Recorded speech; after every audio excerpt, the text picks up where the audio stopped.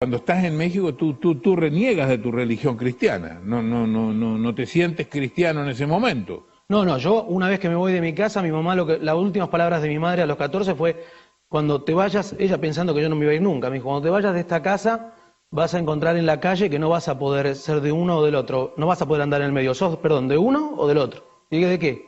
¿O de Dios o del diablo? Y yo le dije, yo me voy con el diablo. ¿Y tuviste 10 años con el diablo? Sí. Renegando de tu religión. Sí, porque, don Francisco, usted tiene que entender que en el mundo cristiano, o los creyentes, que entienden del poder de Dios, también conocen del poder del enemigo. Y yo quería utilizar, si bien yo había nacido en un lugar cristiano y entendía ese poder, quería manipularlo a mi favor. Y hay algo que cambia tu vida, hay algo que es un quiebre total. Total, un antes y un después. Llegamos a la Ciudad de México para un evento importante de rock, que auspiciaba un canal de música muy famoso, y bueno, yo salgo a comprar unos instrumentos, y bueno, somos secuestrados, somos abordados por un grupo así, comando.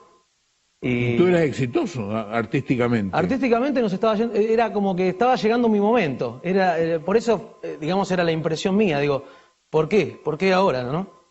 Porque era mi momento, era mi oportunidad, después de haber tantos shows. Me están secuestrando con engaños, porque primero me dijo que era un vendedor de instrumentos, muy bien vestido el muchacho, y yo creo en él, lo sigo. ¿Esto fue en México? En México.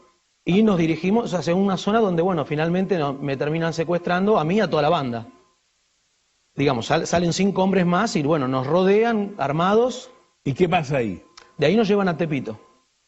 Y ahí empieza el verdadero rock and roll, porque ahí yo dije, bueno, acá no salgo más, acá me matan. Y empiezan a hablar, querer negociar con la compañía discográfica por plata, y van pasando las horas y yo voy viendo que esto se termina.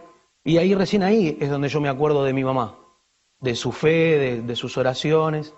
En un momento te ponen una pistola en la cabeza. ¿Qué pasa en ese momento? Bueno, él ya no puede negociar más y me apunta. Yo estoy todo tatuado, entonces él se sentía todo el tiempo como que físicamente yo lo agredía. No sé por qué, pero no había conexión con él. El resto de la banda no los provocaba tanto, pero a mí es como que el castigo era todo el tiempo conmigo. Entonces me apunta a la cara y me dice, ¿crees en Dios? Y yo digo, pero adentro mío pensé, ¿por qué a mí? Porque no le pregunta a todo el resto de mis músicos que son ateos, ¿por qué a mí? Yo, que escondí todo mi pasado, nadie sabía que yo había nacido en un hogar cristiano, y encima yo era el más salvaje de todos dentro del ambiente del rock. Y entonces no sabía qué responder, y de adentro del estómago me sale decirle sí. Y cuando le dije que sí, me dio miedo haberle dicho que sí, que creía. Y me tapé la cara y dije, bueno, acá me voy. Y por lo contrario, esperé, y cuando lo vuelvo a mirar, el muchacho me hace con el arma, me dice, si me hubieras dicho que no, te hubiera matado. Se guardó el arma y salió de la habitación. Empezó a discutir con el resto de los secuestradores. Y ahí yo siento un cambio en mí, físico. Empecé del frío y del terror que sentía, empecé a sentir un calor y no entendía, y dije, Dios está acá conmigo. ¿Por qué? No entendía por qué. Y era muy fuerte. De hecho, pasaron un montón de otras cosas más. Cuando nos están liberando, otra banda de secuestradores y narcotraficantes entran al barrio y nos quieren matar, y estos mismos hombres que nos estaban secuestrando nos defienden. Una locura total. No paraba la odisea, pero adentro mío había algo muy fuerte, un calor, una energía que era totalmente, no la había vivido en mi vida. Si bien había nacido en un hogar cristiano, me había bautizado, nunca lo había sentido. Y empecé a recordar todo eso. Pero la pregunta era, ¿por qué a mí?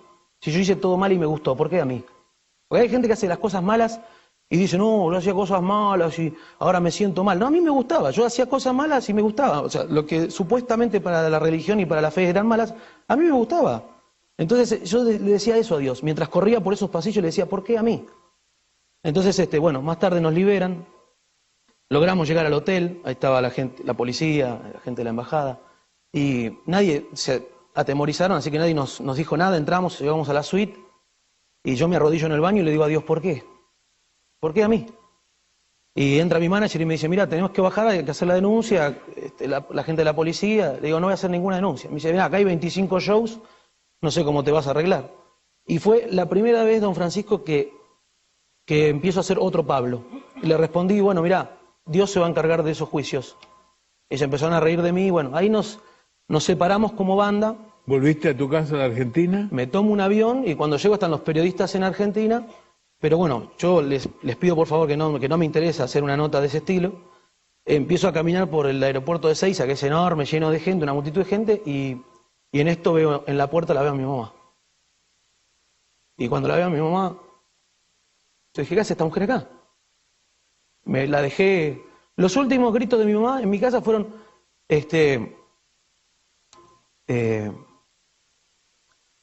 los últimos gritos de mi mamá, ella, yo sé en quién deposité mi fe, gritaba. Y yo la escuchaba de media cuadra, más o menos. Y yo dentro mío estaba orgulloso de irme. Así que la encuentro a mi mamá ahí y me quedaba esa impresión todavía. O sea, estaba mi mamá, pero me quedaba esa impresión de esa mamá controladora, de esa mamá de estar educándonos constantemente, orando por nosotros. Se dedicó a nosotros, a mí y a mi hermana. Entonces, cuando la veo, no me salió a decirle, te quiero, mamá, ¿qué haces? ¿Cómo andás? No. Me salió a decirle, ¿por qué a mí? Lo que me venía preguntando hacía horas atrás del secuestro. Y ella me abraza y me dice, porque yo oré por vos por más de 15 años y Dios hoy a la noche respondió mi oración. Y ahí la abracé. ¿Y eso fue hace cuántos años atrás? 9. 9 años. ¿Tu vida cambió? ¿Te casaste? Sí. ¿Tienes hijos? Tengo hijos. ¿Te has dedicado a la música cristiana? Sí. La verdad que Dios me regaló una vida de nuevo. Y yo me aferré a esa oportunidad. Si bien mi pasado me perseguía al principio, porque no es fácil. Cuando hablo con los chicos o con los jóvenes, les digo, no es fácil. Yo no les quiero vender que de la noche a la mañana conoces a Dios y te cambia la vida. Pero cuando conoces a Dios se abre una puerta. Y cuando vos empezás a caminar hacia esa luz, son esos pasos tuyos que vos vas dando, Él te va acompañando y ahí empieza a cambiar.